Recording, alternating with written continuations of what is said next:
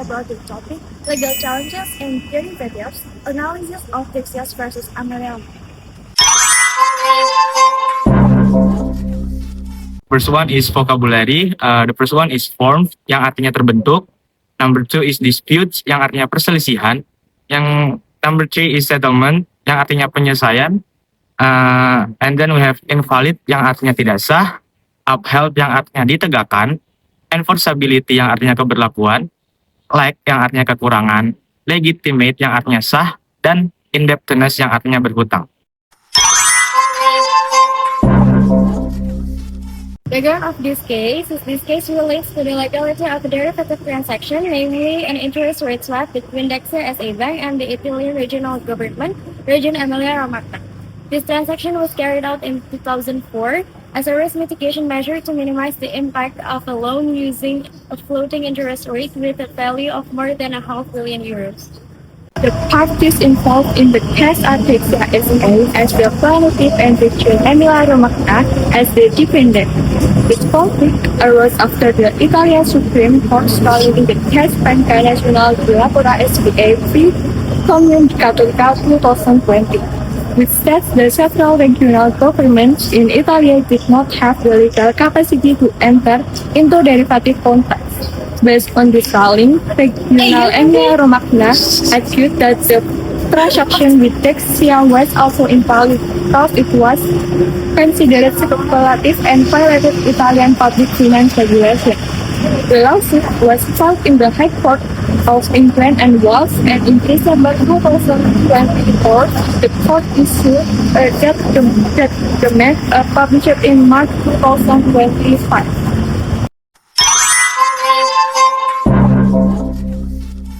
And then how the case was resolved. First of all, the English Commercial Court ruled that the transaction was valid and legally binding. All of Emilia-Romagna arguments regarding lack of legal capacity, lack of authority, and then violation of Italian regulatory law were rejected. The court further ruled that the transaction was valid and that there was no illegal speculation on the debt. Emilia-Romagna was legally deemed to have granted indirect authority and ratified the contract for a long period of time. The legal statement supported Dexia's position, thereby strengthening its position in the parallel legal proceeding in Italy. And at the end of the decision, Emilia-Romagna was ordered to pay Dexia's legal costs with a professional fine.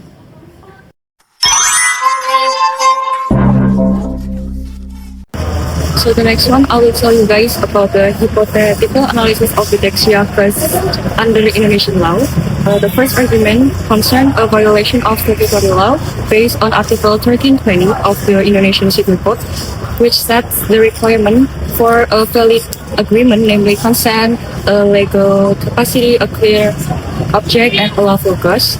In this case, the regional government could argue that the contract is void because it was failed to meet the legal capacity and lawful first elements. Since the agreement contradicts public law, it cannot be legally enforced.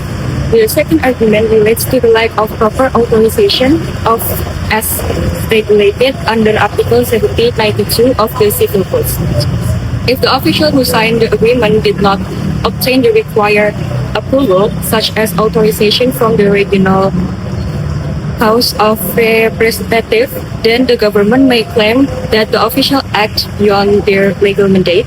As a result, the contract can be considered invalid or cancelable because it was made without legitimate authority. Another important legal basis comes from Law Number 23 of 2014 on regional government, which requires any regional loan or financial obligation to receive prior approval from the DPRD. If this political approval was never obtained, the agreement becomes invalid ab initio, meaning it is invalid from the beginning.